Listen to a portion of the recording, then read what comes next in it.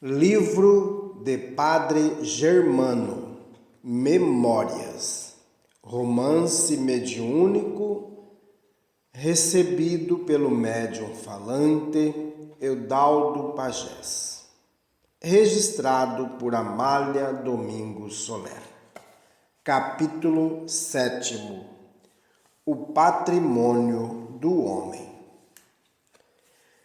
Senhor, cada dia que passa, a cada hora que transcorre, a cada minuto que foge para se perder na eternidade, mais me convenço de tua grandeza e misericórdia, Senhor.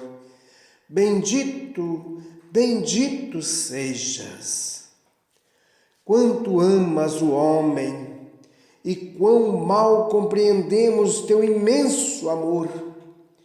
O tempo, essa demonstração eterna de tua sabedoria, essa prova imensa de teu poder, essa decifração contínua dos grandes problemas.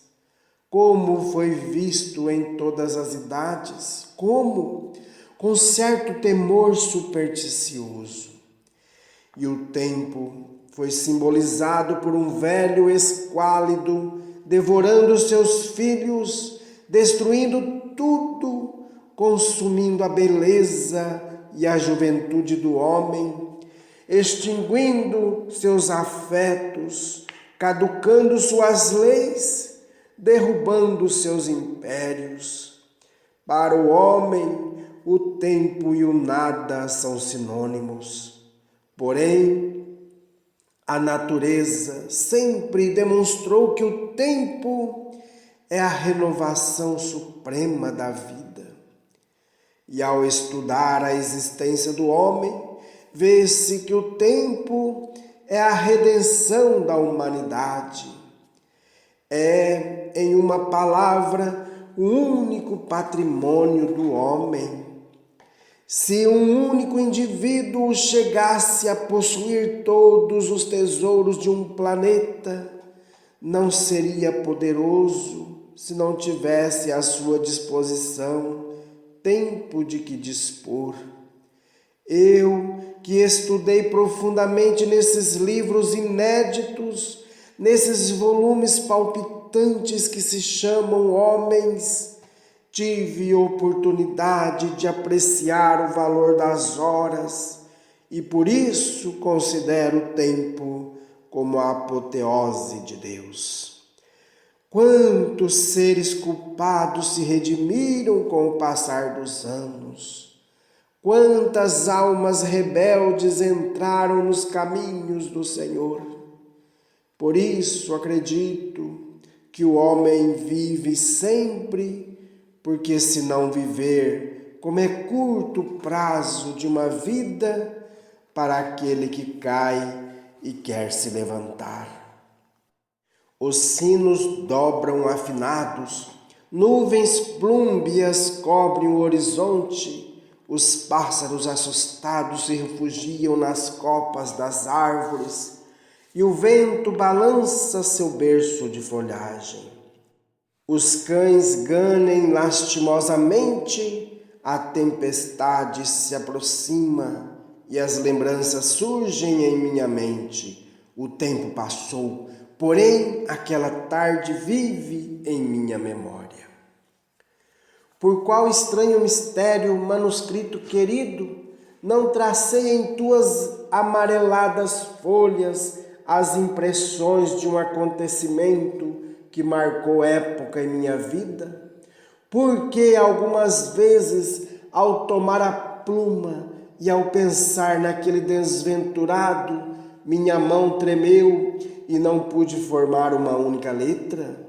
Porque tive medo, como se houvesse sido um criminoso? Porque em minhas orações, ao pronunciar seu nome, minha voz sufocou em minha garganta e emudeci, temendo que as paredes do templo repetissem minhas palavras. Pela primeira vez em minha vida foi fraco e quero vencer minha fraqueza. Quero acrescentar uma página ao livro de minhas confissões e de minhas lembranças.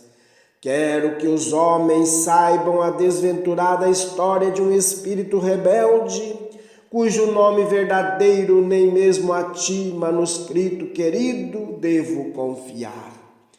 Mas quero deixar consignado o fato para demonstrar que o tempo não é o deus Saturno devorando ansiosamente seus filhos, e sim o alento de Deus fecundando os universos do infinito. Chove já. A água bate nos esverdeados vidros de minha janela e parece que essas gotas me dizem: tu te lembras? Sim, eu me lembro, sim. Era uma tarde de primavera e a estação das flores, como mulher caprichosa, havia se envolvido no manto do inverno. Chovia a cântaros. As nuvens carregadas de eletricidade deixavam cair sobre a terra raios de fogo. O furacão arrancava pela raiz as árvores centenárias que voavam pelo espaço com a rapidez do pensamento. As casas da aldeia tremiam como se tivessem febre. Seus tetos, ao desabar, soltavam um gemido e o vento, como insaciável monstro, devorava-as em sua veloz corrida. A igreja estava cheia de fiéis que rezavam angustiados pedindo a Deus misericórdia, e eu estava em meu oratório entregue à mais triste meditação, pedindo ao Eterno que se algum ser daquela aldeia devesse morrer naquele terrível momento, que fosse eu o escolhido. Árvore seca que a ninguém dava sombra e que deixasse os outros anciãos, que eram árvores frondosas a cuja sombra benéfica se abrigavam 2 gerações. Pensava nos marinheiros que lutavam com as embravecidas ondas, contava e recontava e não conseguia somar os gemidos de agonia que naqueles críticos instantes centenas de famílias arruinadas pela violência da tempestade deviam exalar, e chorava, considerando tantos outros infortúnios, tantas esperanças perdidas, tantas horas de árduo trabalho. Pobres, pobres lavradores. De repente entrou Miguel, meu velho companheiro, segurando o sultão pela orelha, dizendo-me muito assustado: ah, senhor, sultão enlouqueceu, não sei o que este animal tem. Entrou na igreja e começou a puxar as mulheres pelos vestidos e a arranhar os casacos dos homens, correndo de um lado a outro, latindo agitado, pulou em cima de mim e por pouco me derruba ao chão, e a duras penas consegui trazê-lo até aqui. Eu olhei para Sultão, que pingava água e lodo, peguei sua cabeça, examinei seus grandes olhos e vi que estavam cheios de lágrimas. O pobre animal, como se compreendesse o relato de Miguel, estava quieto, olhando para mim lastimosamente. Eu, que amava Sultão como um amigo íntimo da vida inteira, acariciei-o dizendo: por que assustas as pessoas? Por que impacientas Miguel, que divide contigo seu alimento? Vamos, pede-lhe perdão. Miguel pôs-se a rir e deu vários tapinhas na cabeça de Sultão, que ao se ver acariciado ganhou novos brios e começou a grunhir, a dar fortes uivos, pulando em nós dois. Puxava nosso hábito, cavava o chão impaciente, corria para a porta, ficava em pé, apoiando-se na janela, batia nos vidros como se os quisesse quebrar, voltava de novo a mim, pegava-me pela manga e me fazia andar à força. Vendo esse empenho inusitado, eu disse a Miguel: o que sultão tem é que deves ter visto algum desventurado e está nos dizendo que o salvemos. Ao ouvir isso, o sultão começou a latir de novo. Vesti minha capa e o capuz, e Miguel olhou para mim espantado, dizendo: mas, Senhor, enlouquecestes? Aonde vais chovendo desse jeito? Vou aonde meu dever me chama. Os homens não devem ser menos generosos que os cães. Miguel, em resposta, foi buscar seu velho capote e se ofereceu para que me apoiasse nele. Saímos e seguimos Sultão, que logo se perdeu por entre as escabrosidades de um barranco. Rapidamente o seguimos, subimos uma montanha. No meio da subida, Sultão parou e olhou para um novo barranco, latindo agitado. Paramos e Miguel disse, depois de ouvir por alguns instantes: creio que lá no fundo há alguém se queixando. Mas o vento que assoviava por entre aquelas fendas não nos deixava ouvir nada.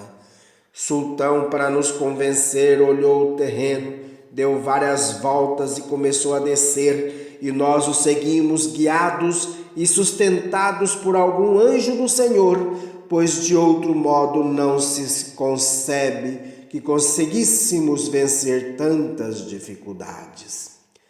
Chegamos a um lugar plano de pedras e ali encontramos um homem que se lamentava angustiado.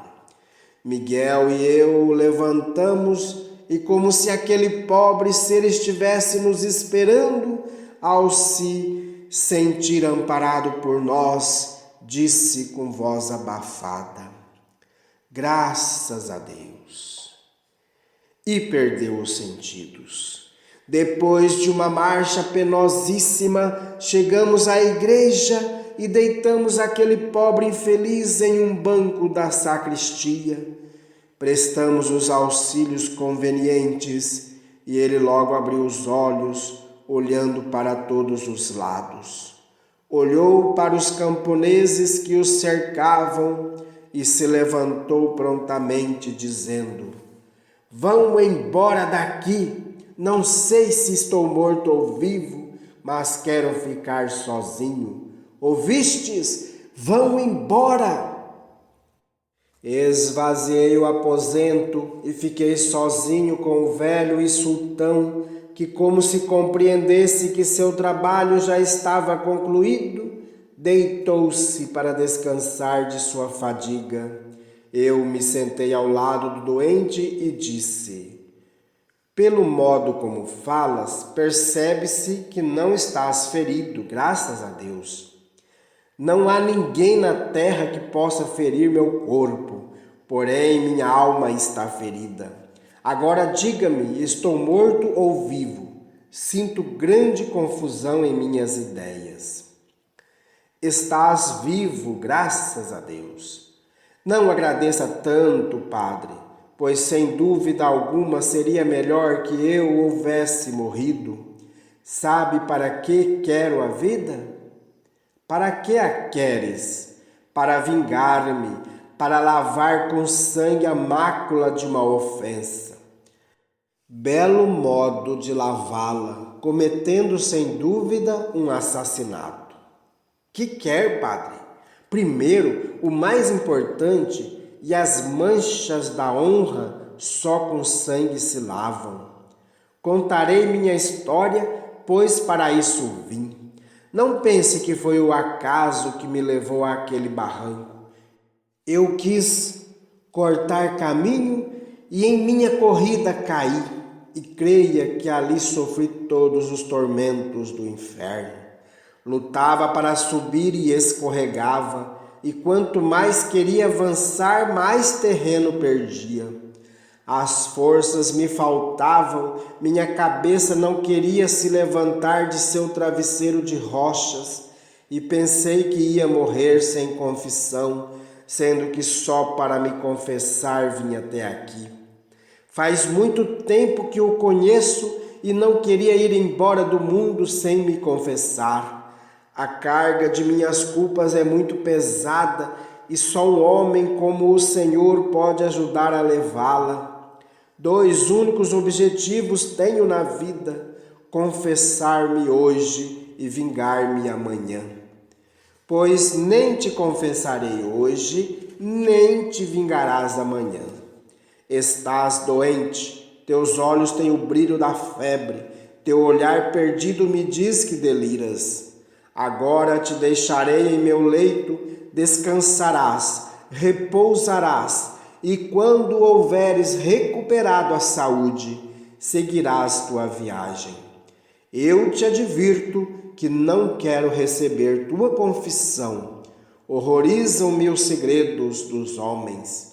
Quando entro nesta igreja, sinto medo, porque os ecos me repetem as queixas da mulher adúltera, os lamentos da mãe infanticida, as imprecações dos assassinos, e não posso guardar em minha mente mais lembranças de horror, porque temo enlouquecer.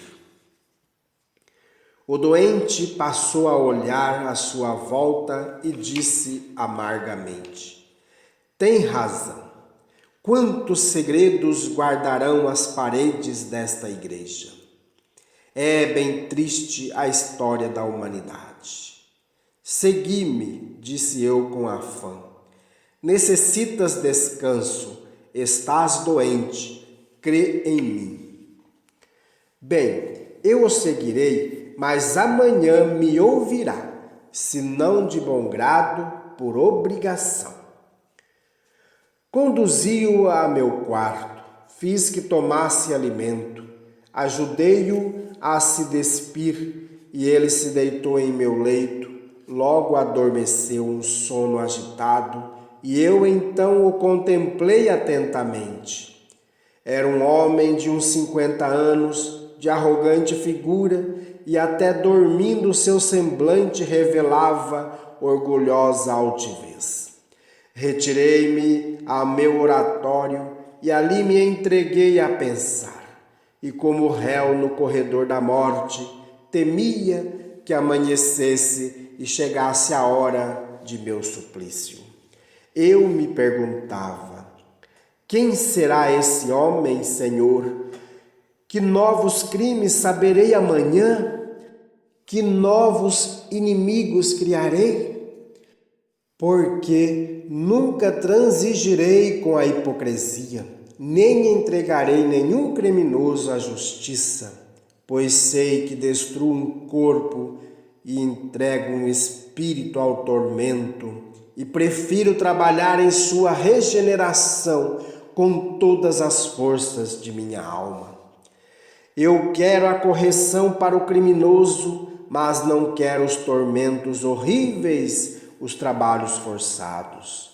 Quero fazê-los pensar e fazê-los sentir. Não encontro isso nas leis da terra e por isso evito entregar-lhe novas vítimas. Mas isso me ocasiona grandes responsabilidades, porque, embora até agora todos os seres culpados que arrebatei dos tribunais deste mundo tenham se regenerado, poderia haver algum que, por minha tolerância, cometesse novos crimes. Ah, Senhor, as forças me faltam, tem misericórdia de minha fraqueza. Eu, quando ouço uma confissão, quando vejo uma vida cheia de horrores, identifico-me com aquele pobre ser e sofro com seus remorsos e padeço com a agonia de suas vítimas, e sombras aterradoras atormentam meu sono, e não sei o que acontece comigo. As horas se passaram, o alvorecer cobriu de púrpura com seu manto velado horizonte. Os pássaros chamaram o pai do dia, e ele lhes respondeu, enviando-lhes seus raios luminosos. E o doente se levantou em seu leito, dizendo com tom satisfeito: dormi muito bem, padre, sinto-me perfeitamente bem. E o que quase nunca acontece, sonhei com minha mãe. E como são os sonhos, vi-a como era. Pulou do leito e prosseguiu dizendo: preparemo-nos para sair, pois não quero que suas paredes guardem o eco de minha voz. Vamos ao campo, pois, segundo dizia minha mãe, é o lugar onde o homem está mais perto de Deus. Eu olhava para meu interlocutor como o réu olha para o verdugo. No olhar daquele homem havia uma ferocidade extraordinária, mas ele não era um ser repulsivo, ao contrário. Era interessante a expressão de seu rosto, seu porte era distinto e percebia-se que pertencia à mais alta sociedade. Fiz que ingerisse algum alimento, ele comeu maquinalmente e disse em tom seco: padre, vamos sair daqui, pois me perseguem muito de perto. Eu nunca fui traidor e não quero premiar sua generosa hospitalidade com o transtorno de uma prisão.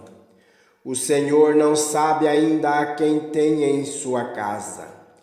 Eu te deixaria partir muito contente sem saber, recomendando-te apenas que fizesses com os outros homens o que ontem nesta aldeia fizemos contigo.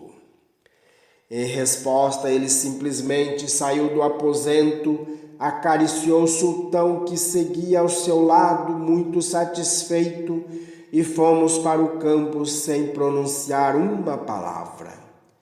Já fora da aldeia, olhou para mim e disse: conheço estes lugares melhor que o senhor, padre, e o levarei a uma paragem onde ninguém poderá nos interromper.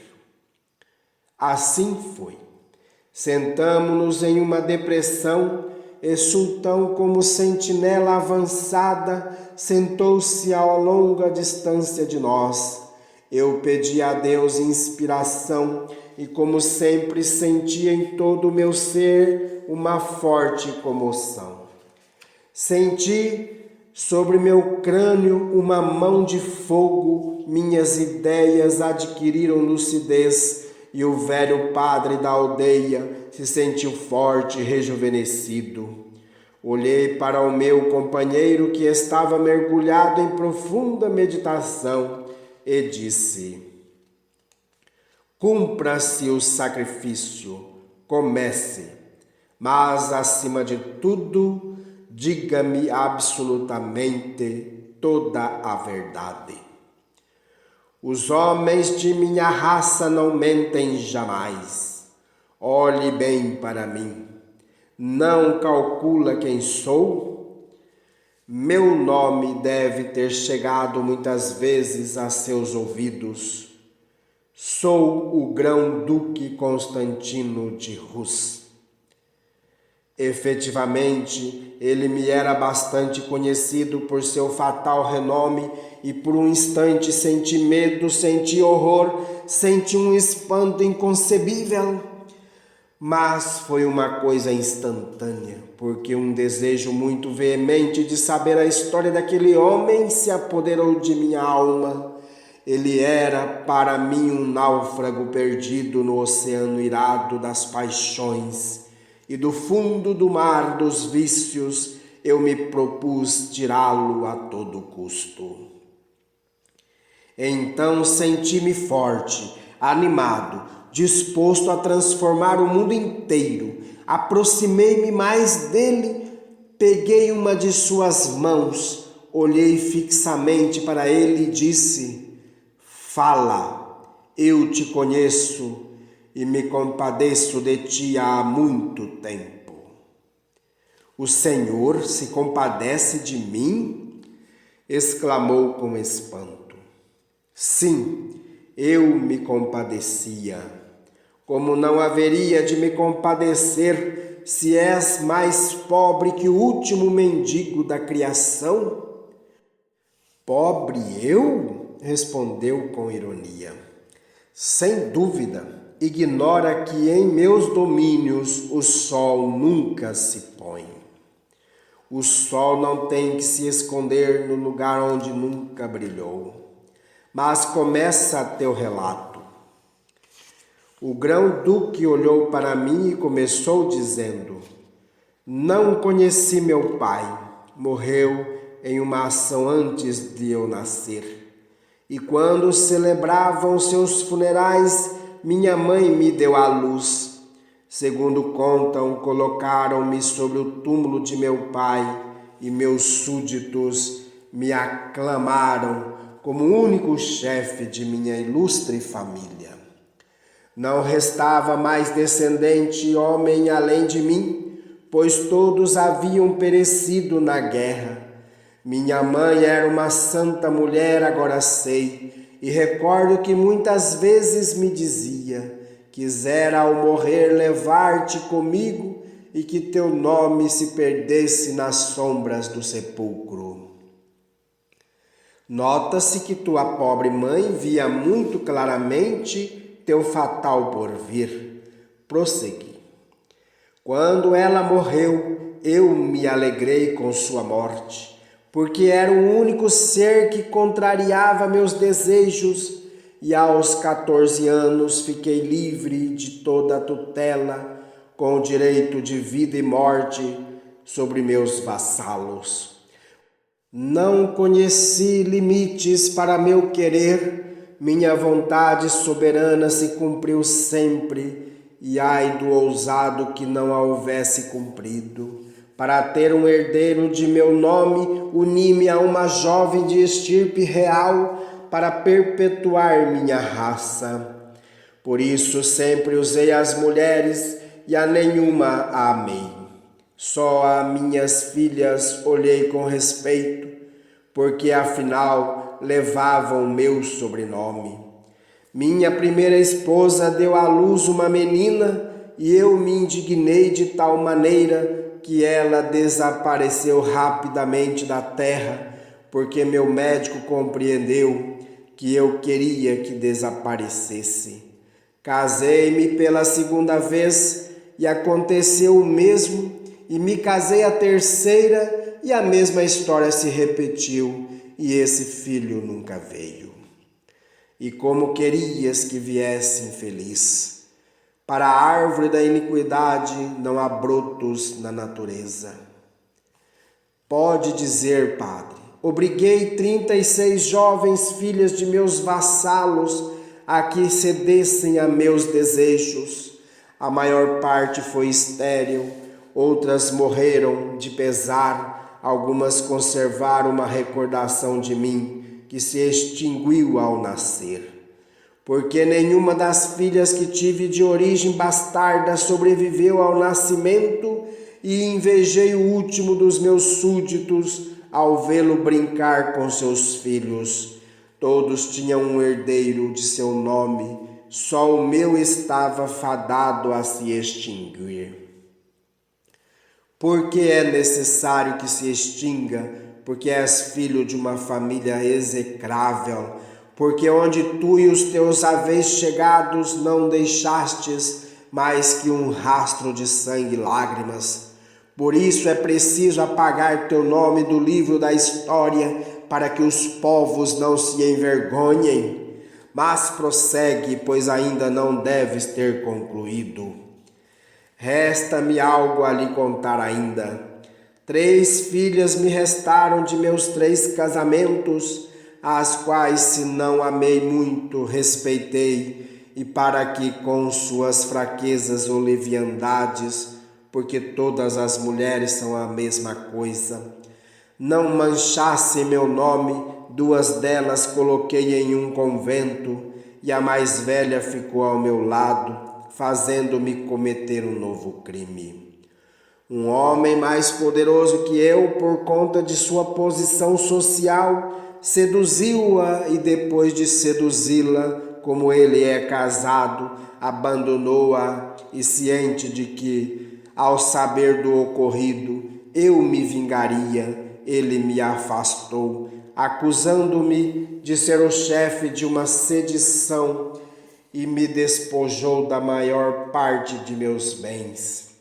Eu já sabia de minha desonra, reuni meus companheiros e desafiei o ladrão que havia ousado se aproximar de minha filha e disse que viesse à minha residência habitual para provar que eu era um traidor, e lhe mandei minha luva que ele recolheu. E veio aos meus estados, porque a tal chamado não há homem que se negue, mas veio com forças mais poderosas, muito superiores em número a hostes que defendiam meus territórios.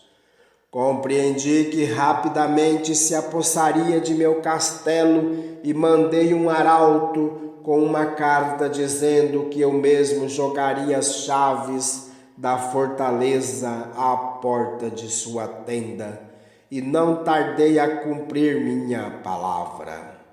Ele montou sua tenda às margens do rio, e eu subi na torre mais alta de meu castelo, acompanhado de minha filha, perto de dar à luz o fruto de sua desonra e a minha, e com um braço forte levantei-a no ar e a lancei ao espaço. Seu corpo se perdeu entre as ondas do rio, enquanto eu gritava 3 vezes: aí está a chave da fortaleza de Rus. Sem perda de tempo, seguido do mais bravo de meus capitães, fugi por um caminho subterrâneo, enquanto meus soldados defendiam palmo a palmo a morada de seu senhor. E sabe por que fugi? Porque queria que aquele homem sentisse a mesma dor que eu senti, queria que minha vingança se cumprisse olho por olho e dente por dente. Queria que uma de suas filhas fosse desonrada, como foi a minha, e consegui meu intento, e fiz que ele soubesse, e o desafiei a um combate a sós nas cercanias desta aldeia. Ele temeu meu braço e não veio, mas vieram em meu encalço emissários seus, que eu soube burlar com destreza. Aquele que não quer morrer como um nobre, morrerá como morrem os covardes e os traidores feridos pelas costas. Vou atrás dele, mato-o, e depois virei aqui e acabarei de uma vez com a vida que me angustia. E então, Padre, o Senhor será o único que rogará por mim, e não negará a terra sagrada ao corpo do suicida. Muito se fala do Senhor, e por isso vim, porque ao morrer preciso de alguém que me prepare para essa viagem que não sei onde acaba. Dizem que há um inferno, e se existe, certamente irei para lá. E se hei de ser amaldiçoado na terra, quero receber minha excomunhão de um homem verdadeiramente grande, como contam as pessoas, que é o Senhor. Eu estava absorto. Olhava para aquele homem e via passar diante de mim pálidas sombras em forma de mulheres jovens e belas. Umas estendiam a mão direita ameaçando a cabeça do nobre, outras choravam e lhe enviavam um ósculo de paz. E eu, maravilhado, atônito, subjugado, compreendi que estava cercado de seres espirituais. Uma sombra enlutada se aproximou do grão-duque. Chorava com o maior desconsolo e apoiava sua fronte na cabeça do pecador. Esta é a alma de sua pobre mãe, pensei comigo. Só uma mãe pode perdoar a iniquidade do homem. A sombra respondeu ao meu pensamento, porque redobrou suas carícias e apertou minhas mãos suplicante. Então senti o que nunca havia sentido. Pensei em minha mãe, a quem nunca havia visto, e meu coração soluçou dentro de meu peito e quase invejei a sorte daquele desventurado, porque ainda era amado por sua mãe. O grão-duque olhou para mim e, sem dúvida, estranhando o meu silêncio, disse com impaciência: "E então, padre, que diz?"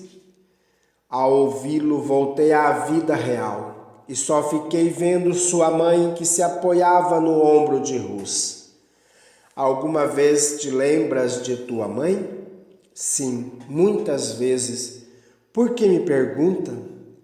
"Enquanto agora olhavas para mim, pensavas nela?" "Sim. Há alguns dias que sua lembrança não me abandona. Como pretendo deixar este mundo, não é estranho que recorde aquela que me trouxe a ele. Pobre mulher, quase tinha razão. Se eu não haveria de deixar um herdeiro de meu ilustre nome, teria sido melhor ter ido com ela? Mas, enfim, o feito está. Agora só espero do Senhor duas coisas. Quais são? Sua excomunhão, porque sua bênção é impossível, e a formal promessa de que me enterrará em terra santa e porá uma cruz em minha vala. O último desejo está concedido naturalmente. E aproveito para te advertir que para mim toda a terra é sagrada, porque toda ela recebe o reflexo divino do olhar de Deus. E quanto a teu primeiro pedido, não o posso atender, porque não há na terra nenhum homem que tenha poder suficiente para abençoar a outro em nome de Deus, nem para lançar-lhe o anátema cumprindo uma ordem do Eterno. Pois então, para que servem os sacerdotes? Servem quando são bons, para consolar e para instruir a humanidade, para iniciar o homem no progresso eterno da vida, para conduzi-lo pelo caminho mais curto à terra prometida. Dia chegará que os sacerdotes não serão necessários, porque cada homem cumprirá seu dever, e esse é o verdadeiro sacerdócio. Mas enquanto não chega esse maravilhoso dia, certo número de homens dedicados ao estudo e a práticas piedosas será um freio para os povos e às vezes um motivo de escândalo. Pois em nossa mal organizada sociedade quase sempre os extremos se tocam. E se não quer nem me absorver, nem me excomungar, que me disse então? Que lhe parece minha vida? Que queres que me pareça desventurado? Uma trama de iniquidade? Uma série de crimes horríveis? Mas nem todos são filhos de vós, muitos deles obedeceram aos vícios desta época. Dentro de alguns séculos não haverá criminosos como vós. Os nobres não terão tão fatal poderio, os servos serão resgatados pelo progresso, as mulheres reconhecerão os seus deveres e reclamarão seus direitos, e não serão como são hoje, o pobre brinquedo da libertinagem do homem. Vieste à terra em muito mau tempo infeliz, e teu espírito disposto a cometer todo tipo de desacerto, e todos os atropelos inconcebíveis satisfizeram teus iníquos desejos, porque tudo que te cercou cooperou com tua perdição. E o que há depois disto, Padre? Que há de haver? O progresso eterno, porque é o que a razão natural dita. Tu e eu nascemos na mesma época, embora em diferentes classes, mas a raça sacerdotal não é a menos privilegiada, e bem sabes que muitos são os sacerdotes que cometem abusos. Porque tu nasceste inclinado para o mal e eu para o bem? Porque morrerás amaldiçoado por todos, sem que ninguém derrame uma lágrima em tua sepultura, e eu serei enterrado por um povo inteiro que chorará a minha memória? Porque tu te entregaste ao turbilhão das paixões, e eu soube conter as minhas? Porque esses privilégios para mim? Se tu e eu viemos ao mundo nas mesmas condições, se nós dois nascemos de mulher, por que para ti todos os incentivos do prazer e do poderio, que não são mais que elementos de perdição, para mim toda a sensatez, toda a reflexão e todos os meios para seguir pelo verdadeiro caminho? Porque, se não tivermos outra vida, tu haverias de ser tão desventurado e eu ditoso? Cabe em Deus tal justiça? Não, não pode caber, e nossa vida deve continuar, porque se não continuasse, eu negaria Deus, e Deus é inegável, porque a criação prova sua existência. Tu me perguntas, que há depois disto? Há a vida eterna e o progresso indefinido do Espírito. Não podes deixar de ser a execração universal, enquanto eu, teu irmão, filho de um mesmo Pai, porque os dois somos filhos de Deus, sucumbirei cercado das crianças de minha aldeia, e muitos homens honrados chorarão minha memória. Tens que engrandecer teu espírito, porque o mal não é eterno na criação. Deus cria, não destrói. Por conseguinte, o espírito tem que harmonizar com a criação, porque como ser pensante, como entidade inteligente, é o complemento da divina obra. Tu viverás, pagarás uma a uma todas as dívidas que contraíste, e chegará um dia em que serás dono de ti mesmo. Hoje foste escravo de tuas paixões, amanhã serão elas tuas escravas, e as dominareis como quiseres, como eu dominei as minhas. Diz que viverei. Que viverei? Conservarei a memória de minha existência, desta vida que tanto me angustia? Ouvirei sempre essas vozes distantes que me dizem sem parar: maldito, maldito. Não as ouvirás. Deus é misericordioso para com os arrependidos.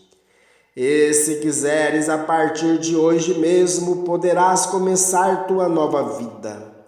Renuncia a esse nome que tantos crimes te fez cometer e que te deu tão detestável celebridade. Deixa que se extinga o nome de tua raça, renasce de novo, e se ontem foste o açoite da humanidade, amanhã talvez alguns pobres agradecidos semeiem flores em teu túmulo. Quer que entre em um claustro? Não, quero que trabalhes, que sejas útil ao desventurado. O trabalho é a oração da natureza. Mas, falando-lhe, esqueci que tenho algo a fazer ainda. Nada tens mais a fazer, e eu não tenho poder nem para te perdoar, nem para te escarnecer, mas tenho para impedir-te de cometer um duplo crime. Pensa em amanhã. A alma de tua mãe te conduziu até aqui para a tua regeneração. Demos início a ela. Restam-te alguns bens? Sim, algo me resta. Pois bem, hoje mesmo irás embora daqui, e do melhor modo possível utilizareis tua fortuna. Espalharás, pois com dinheiro tudo se consegue, que morreste pelas mãos de uns foragidos que levaram até teu corpo, e as guerras e turbulências atuais favorecem nosso plano. Desfigurarás teu rosto como uma tinta acobreada que te darei, virás aqui onde há férteis campos que só esperam bons lavradores para produzir, e ocuparás nas fainas agrícolas muitos dos pobres camponeses que só desejam trabalhar. Tu também trabalharás a terra, pois bom é que regues com teu suor o que tantas vezes regaste com lágrimas e sangue de tuas vítimas. Confio em tua palavra, voltarás. E se não voltares, não serei eu o prejudicado, serás tu. Se matares esse homem e cometeres suicídio depois, teu espírito sofrerá horrorosamente e sentirás todas as agonias que fizeste sentir as pobres jovens que sucumbiram de vergonha e dor. Se voltares, prepararás tua alma para uma morte muito mais tranquila. És livre na escolha. O grão-duque se levantou e disse: voltarei, porque se hei de viver para sempre, já estou farto de sofrer. E escondendo-se em sua capa, partiu a passo ligeiro, e a sombra de sua mãe desapareceu com ele. Quando fiquei sozinho, chorei com esse pranto da alma, que como chuva bendita fertiliza nosso sentimento. Vi ao longe novas perseguições para mim, porque ele era um réu da alta nobreza que eu arrebatava da justiça do Estado.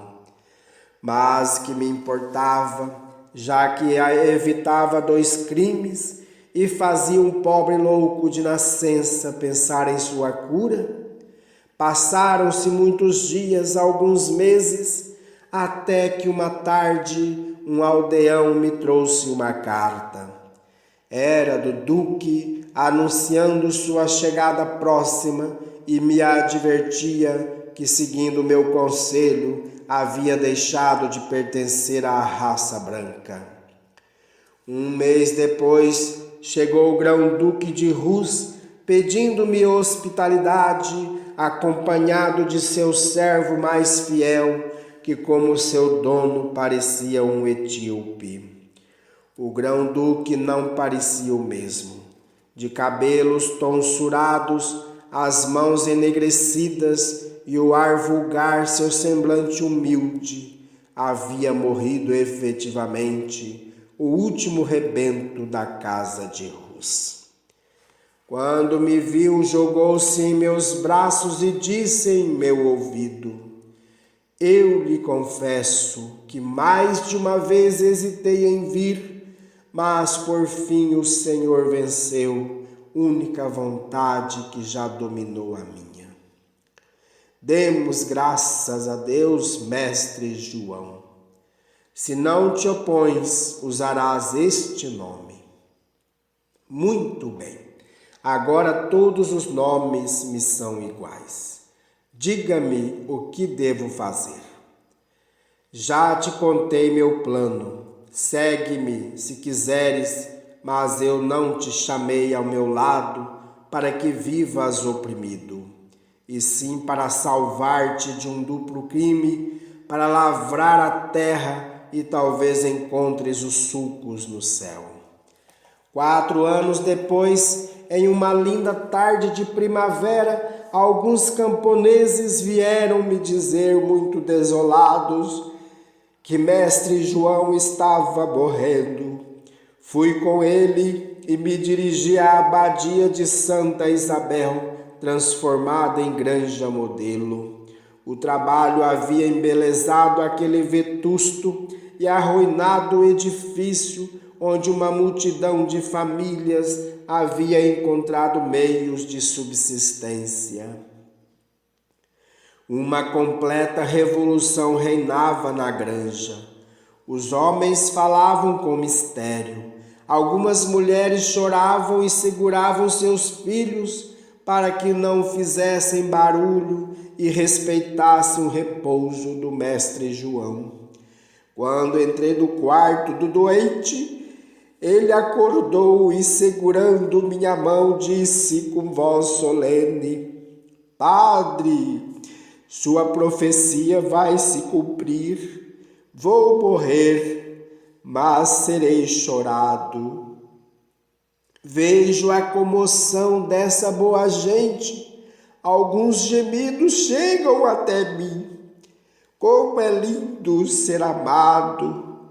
Em minha mesa encontrará meu testamento. Meus colonos são meus herdeiros. Por que não o conheci no momento de nascer, Padre Germano? Como é bom ser bom, meu padre! E reclinando a cabeça em meus braços, expirou.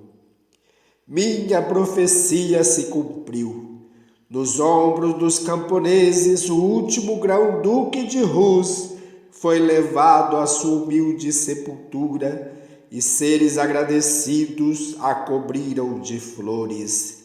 Muitas famílias enaltecem sua memória e um espírito perdido começou a conhecer seus erros. Escondi um réu, arrebatei da justiça humana um criminoso, porque não o quis despojar de seu legítimo patrimônio, dessa riqueza inestimável que se chama tempo. Perdoa-me, Senhor, acusam-me de quebrar as leis da terra, mas creio firmemente que não violo as tuas.